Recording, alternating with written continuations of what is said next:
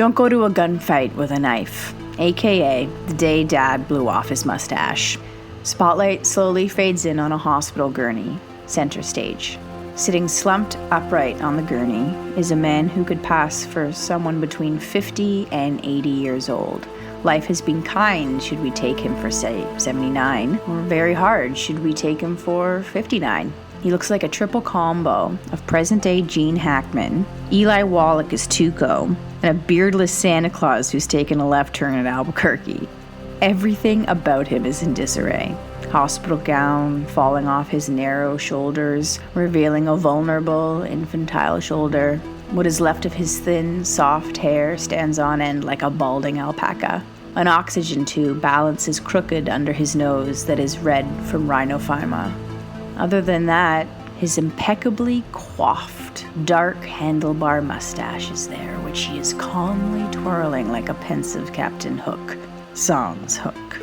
There are no get-well-soon cards on display. No one has brought flowers. Chris, scoffing to himself. Ha! Spare me, calls out stage left. You call that comida? I wouldn't have fed that to my dog. Jesus Christ. And I don't even have a dog. Paella. I get it, we're in Spain. Ha ha ha. But what kind of fucking reprobate serves paella in a godforsaken hospital? Jesus Christ, who's in charge of this one-horse town anyway? Tragico!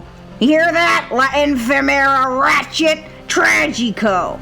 I'll take a ham sandwich next time. Then at least you can give me the chance to choke on it. Fuck. He leans out and takes pause to listen for any response or returning footsteps. He looks left and looks right, with the demeanor of a teenage boy about to pull a Playboy magazine from under his mattress.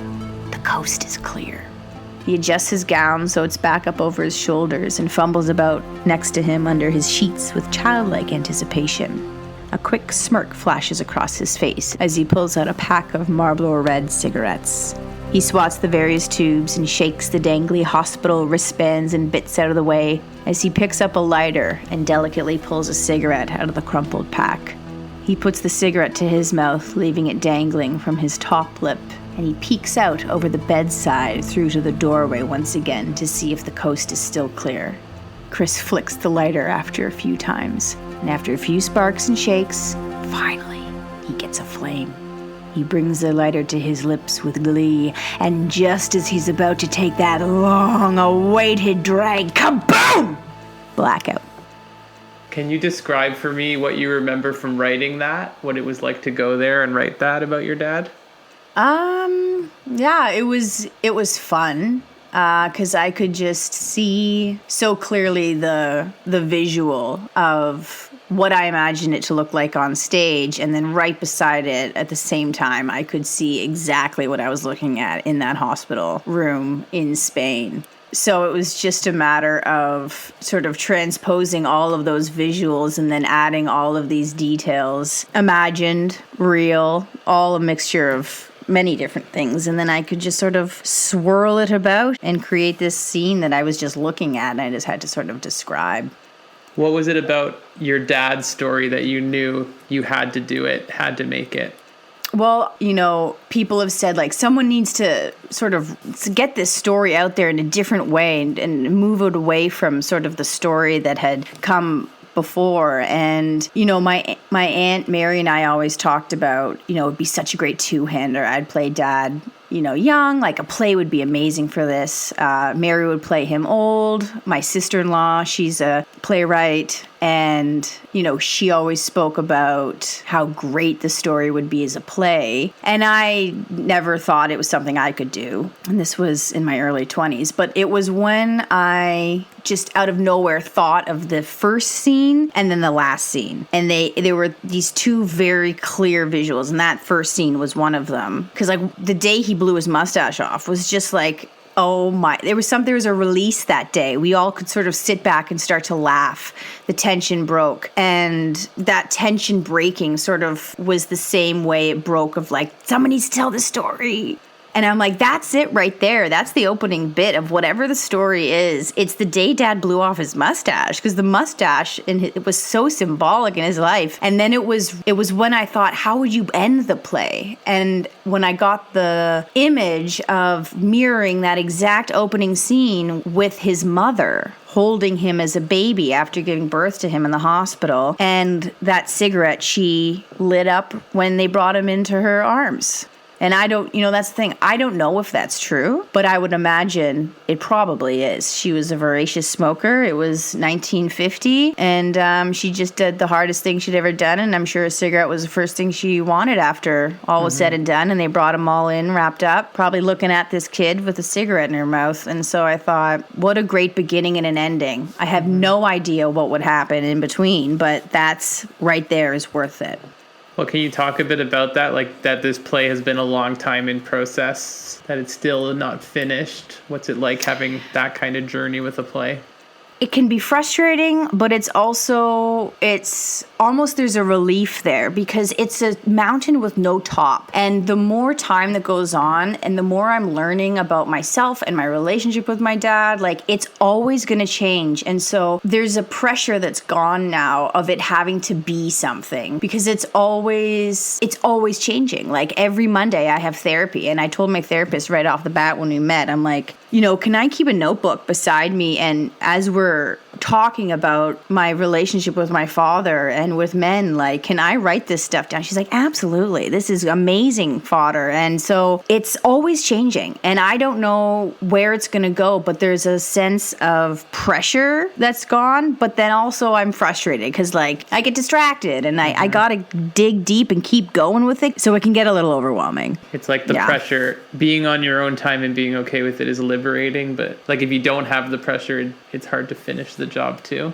Yeah, and the pressure, it comes in different ways, because the thing is, there's a trust I have in myself where I know that this play is going to get written. I just know it. And it's just a matter of it revealing itself slowly. And I'm not in a rush. I really am not. The only rush is coming from the outside forces of like a specific audience that would really enjoy it. And that audience is aging and getting older. And I don't want to miss the opportunity of them hearing a story about something so close to their hearts. But I can't actually control that. Even if I could control that, I still can't. I don't know who's going to come see this play. And it's also because I've talked about it for so long, people say, oh, hey, how's the play going? So I get this sort of well, it's like, I'm not sitting in front of my laptop, writing scenes from noon to midnight. But at the same time, it's getting written all the time in my conversations with family, friends, my therapist, all the books I'm reading. Like, it's constantly there. It's just not, hey, I'm sitting down and I'm writing a scene and this is what it's going to be. So that one day I feel like it will just sort of like, bleh, it's just going to come out.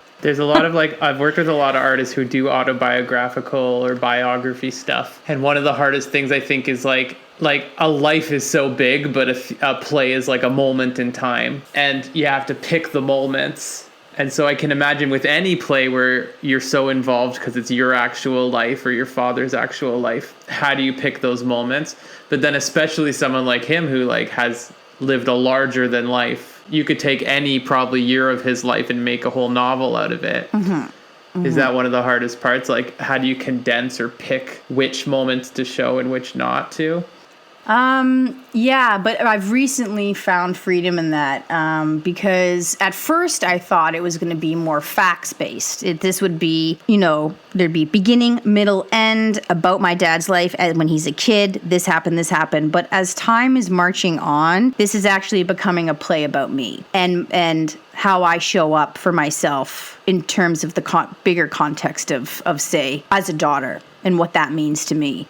Because before, I was worried about, not getting the right facts and asking permission. Like, I wanted to get, my uncle's blessing. Because Dad's not around, right? I can't ask him if I can do this. And so I went to my uncle to be like, hey, are you cool if I do this? Like, hey, Mom, is it cool if I do this? Like, hey, Mary, is it cool if I do this? And then, there was pressure to get facts straight because everything occurs differently to so many different people. But as the years have gone on and realizing actually, this is a play about a daughter, not necessarily about Chris Haney's life. So there's so much freedom there now. And it's my own. And there's a parallel to the more, because I started, tinkering around with this. It was towards the end of school, so 26. And so I'm going to be 34 soon. And time's marching on.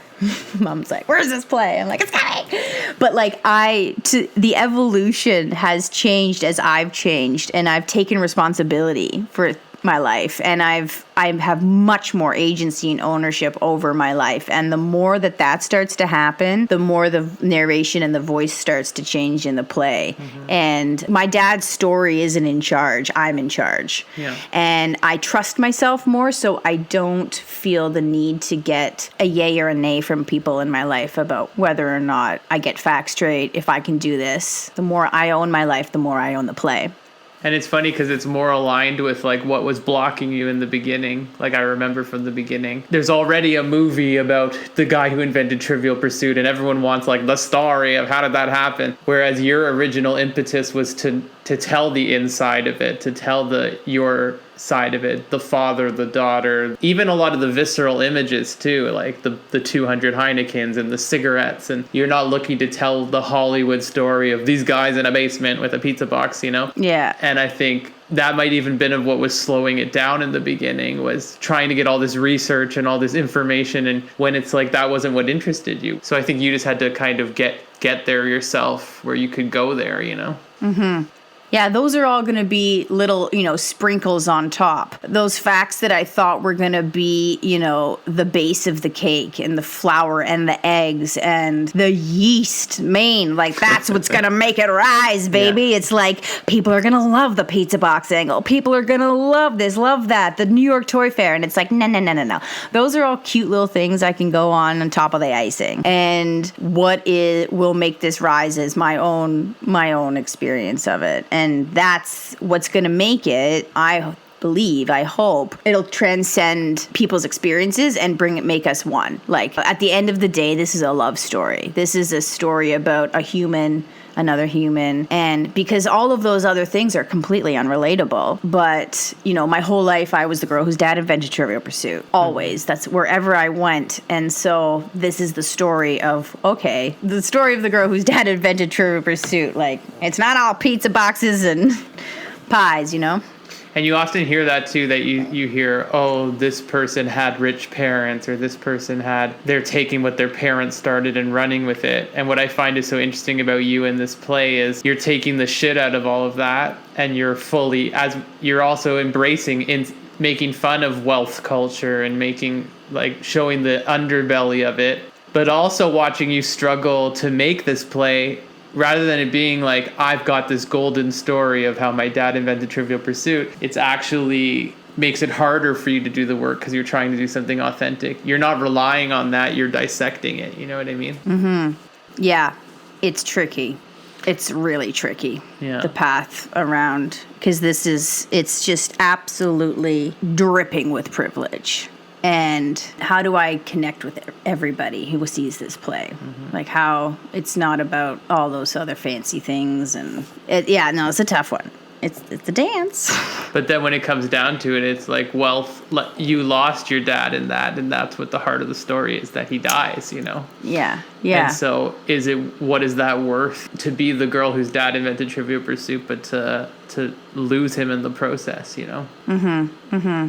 So I think that's where people will connect with the play, I think, is showing how hard that stuff is, Yeah, because at the end of the day, it's wanting the approval, wanting the love, needing to be wanted and needed by someone and not getting that, and needing so badly to win someone's favor. And I think everyone can relate to that, no matter what. But it's also why the play and the process has to be for you, not for them, not for the audience, or it's just a repetition, right? If it's I'm the girl who invented dad's invented Trivial Pursuit, love me, love my story, make it popular, then it's just a repetition in a way, right? How do you get deep and make it? I love to hear that you're taking notes in therapy, because I think that's the exact direction you'd have to go, is how do I make this about me and telling myself revealing myself, right?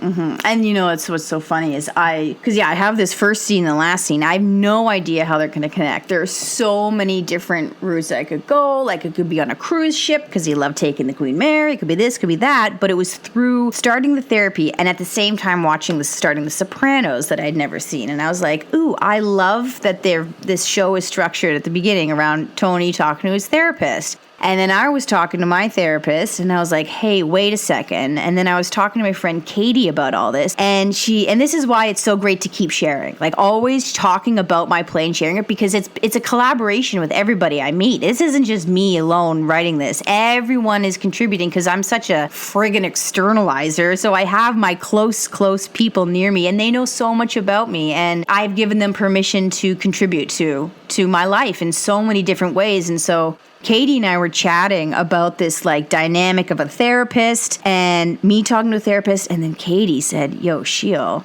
how great would it be of like, it's a two-hander and you have your dad talking to the bartender. And so there's these two parallel worlds where you're there with your therapist and then your dad's talking to the bartender. And it's this magical world where you sort of intersect. You play yourself, then you play your dad, and then whoever plays your therapist plays the bartender. And then finding these parallels between your lives and finding what unifies you and then brings that acceptance, because you're ultimately very similar people. And that was so great. And I was like, oh my God. And so whether or not I do that, I have some more tools in my toolbox to sort of then go out into the world and keep that context of the structure of the play in mind. How can I gather more information to support that? And like, God bless you, Katie. That was a gold nugget that she gave me. Yeah, I think that helps with the more you talk about a process, the more, if you have people you trust around you, I think it's a good call. Trust. Getting it out there. And that's trust at the end of the day is everything. Yeah. It's the play, that's the thing. It's a trust. And so just talk a little bit about you and your dad are so similar, you said? Yeah. I guess so. Like, that's what's so wild about all this is I only knew my dad as this like Gene Hackman vibe guy, like hunched over, carapace, just like the armor was so thick, didn't say a damn word, sunglasses, and I was a boisterous, like happy, jolly, bouncy kid. And as I got older and started relating more to my family as an adult and chatting, they would just like, we'd be talking and then their eyes would just go totally wide. And I'm like, what? And they're like, oh my God, I saw a ghost. Like, you are just like your dad. And I'm like, how? The guy looks like Gene Hackman got dipped into a concrete. Like, how do I look like? They're like, no, like, and you don't know this version of this man. Like, your dad in the 70s, your dad in the late 60s, in the 70s and the early 80s, like, you're just like him. And we have life of the party. Life of the party. And so my dad had these black hair, blue eyes, and my brother John has sort of hazily green eyes, Tom has brown eyes, but I got like dad's eyes. They are the exact color. And the black hair, you throw like fake mustache on me and it's like twins. Yeah. And we just have that same sarcastic bent, sense of humor, but also sensitivity. My mom would always just be like, oh my God, you remind me of your father. And then I heard that a lot, but I started to get freaked out about that because I saw who my father turned into and what time and money and I guess boredom essentially can do to someone, and lack of trust. And I thought, well, if I'm like him now, what if I turn into who I know of him now? Mm-hmm. Like that is something I am horrified at the prospect of happening. So, but it's amazing too, because in the process, because it's been a long process working on this play, you've had such significant changes in your life, and you went from starting the play as like the life of the party, Chris Haney, what am I doing? And now you've like you've responded to so much of that. And so it's funny to be kind of like two different people writing the same play still, in a way, to go from like, I'm just like my dad to I'm addressing those things. That's why I think the idea of the therapist is really great, because his therapist was a bartender. Completely. And to show the daughter actually getting the therapy and letting out the demons, Yeah. And the difference with sort of his therapy was if he didn't want to talk anymore, he just order another drink and stop talking or move to another bar. You know, he could go as deep as he wanted. And that's, you know, something else I'd love to do is sort of track down all these haunts he went to and talk to those bartenders. I think that would be really cool. Do you think the play's going to have some moments where you and your dad did actually connect, or moments when you did feel any of that with him? Yeah, definitely. Maybe 2, 3. One hand. Like, I don't, there's hardly any. So those ones are clear. And I would love to, if I can weave them in, absolutely. It's funny, I'm looking over here right now. The usual guitar I play is in the shop, and I've been using this Spanish guitar that Dad got me, and it's right there. And that's one of the moments. You know, Tom, my brother, and Dad were out bopping around in Spain one day, and Dad came home, and he's like, I got you something. I was like, oh, what? He's like, I picked up a guitar for you. And I was like, really? And I was like, oh my God. And it's like the first time, you know, I was like, wow, Dad, thank you so much. That's amazing. I love it. And I grab it, I pick it up, and it's right-handed. And I'm like, oh no. Like, it's right-handed. He's like, what? You're not right-handed? I was like, Dad, I'm left-handed. And I'm like, I don't know, 20? I'm like, yeah, I'm left-handed, Dad. And it was just like, it was so funny. You know, but that's fine. You just switch the strings. But it is like the whole theme of it's like all good. Tragic and trying. And like, that's like, I think a lot of people will connect. I certainly do with my dad at my wedding. He said, well, I don't even know what Jesse does in his speech. Like, that was his intro. It's like, we love our son. He does so much. I don't even know. I can't even keep track of it. I'm like, I've been a writer for like 20 years, Dad. Like, writer and social work. It's not that hard. Yeah. But it is those moments of like, I think that'll be the connection for people is there's a lot of difficult dad relationships, and when they try. And if you can show them trying and them not trying, and that's the universal. But what do you do when your dad's like a mega personality? It's like that's the theater of it, right? Mm-hmm. And that's what it is, you know, it's like, it's all how it occurs. So in that moment I could have, and I did get real. I was like, he doesn't know me. How, like, he doesn't know who I am. I can't believe that, like that. And it totally eclipsed the gesture. And I focused so much on, he didn't know I was left-handed. He didn't know. What does that mean? I can't believe that. And then as I got older, I was like, that was him showing me love. Like, his love language was absolutely gifts. And I was like, that was him showing me love. And it's like, if we focus on these, you know, on this granular facts of whether people get them right or not, it's not really the point. And we miss it. And we miss sort of receiving the love that's coming. People show us they love us in many, many different ways. But we're so set on what we think those should be, and they're complicated. Disconnects people. People are contradictions and like complicated, and everyone's doing the best they can or not. But I don't know, I think that's a good theme. You should write that down in your book, like expectations, you know, how expectations get in the way of like seeing what's happening.